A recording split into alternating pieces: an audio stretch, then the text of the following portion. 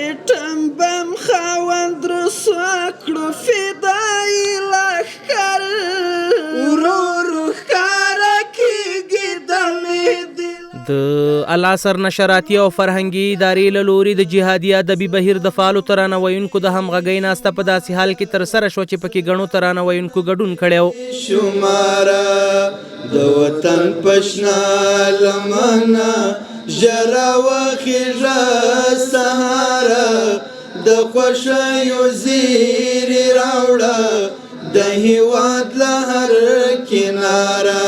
همدې ترانه ویونکو د جهاد پر مهال سنگرونه د خپلو حماسي ترانو په ویلو ګرم ساتلي وو او د دښمن په پرتله تش لاس مجاهدین پر نړیوالو برلاسي کړل. راشي څاڅکي څاڅکي په سنگر باندې پراته یما. دغه ناسته د العصر نشراتي او فرهنګي ادارې په مرکزي دفتر کې جوړه شوې وه چې د هیواد ګڼ شمېر ترانه ویونکو شاعرانو او لیکوالانو پکې ګډون کړی و. د لوړو زده کړو وزارت علمي مرستیال ډاکټر لطف الله خیرخوا وویل ټول ترانه ویونکي باید د اسلامي اصولو په رڼا کې شعرونه انتخاب او د یو بارسالت او مؤثر انسان په توګه خپل ژوند مخته یوسي. خپل حیثیت د خلکو د خلو نه مه زده کوئ، خپل فن، خپل علم، خپل معرفت، خپل حیثیت د تا د وجود تاثیر او د خپل نړۍ ته په خپل تشکیل کا چې ته په کومه نړۍ کې او کوم رسالت لري او څه ډول باید ته یو مؤثر انسان په توګه ژوند وکړې. ډېره مهمه جمله ده. څه ډول د یو بارسالته انسان په توګه ژوند وکړې ډېره مهمه جمله ده. دا ته په خپله وټاکه او زه به بیا وګورم چې کله ته ځان ته خپل مسیر وټاکي او په یو معلوم منهج ته روان شي، زه به بیا وګورم چې څوک د معقول او د منقول څښتن د تا د حیثیت نه منکر شي. ما به تمام شپه په کلي کې ګزمې کولې. د العصر نشراتي او فرهنګي ادارې له لوري یاده ناسته د ترانه ویونکو ترمنځ د اتحاد، همغږۍ او ظرفیت لوړونې په پار جوړه شوې وه.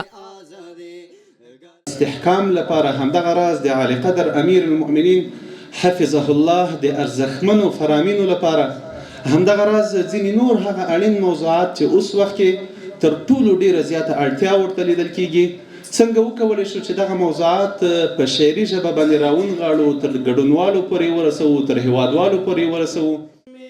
په ورته مهال راغلو ګډونوالو دغه ډول ناستې د ظرفیت لوړونې او د لاښې همغږۍ په پار ګټورې وبللې او له العصر ادارې څخه یې د ورته نورو ناستو جوړولو غوښتنه وکړه. د العصر انجمن د محترم مشرتابه نه ډېره زیاته مننه چې تل یې د ملګرو د شاعرانو ترانه ویونکو ملګرو د راټولېدلو هڅه یې کړې ده او ملګري هر کله داسې منسجم کړي دي. نو د دغسې غونډو اثر او برکت بیخي زیات دی. نو هغه په دې معنی چې دغسې غونډې کې په دغسې غونډو جوړولو کې د ټولو ملګرو هغه احساس جذبه لا پیاوړي کیږي. په تیر شل کلن انقلاب کې د نظامی ډګر ترڅنګ همدغه ترانه ویونکي ورونه و چې د دوی ترنمونو هغه ځوانان دې ته وهڅول چې د الله په لاره کې خپل ځانونه قربان کړي، جهاد ته آماده سي او قربانیو ته ولاړ سي.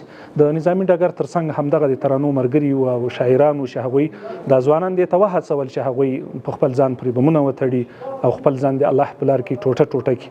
از ولایت غور هستم، واقعا بسیار خرسند و خوشحال هستیم از اداره العصر به خاطر که ما را در این جا دعوت کرده. بسیار از ایشان خرسند و خوشحال هستیم و این محفلایی که برگزار میشه اگر ادامه پیدا کنه برای مؤثر شدن ترانه ها بسیار یک تاثیر خاصی دارد. ما بسیار تشکر میکنیم. په دې ناسته کې همداراز د اشعارو په انتخاب هر اړخیزې خبرې وشوې او ټینګار دا و چې د اسلامي نظام د پیاوړتیا لپاره د له قلم او ترنم پر ځای کار واخیستل شي.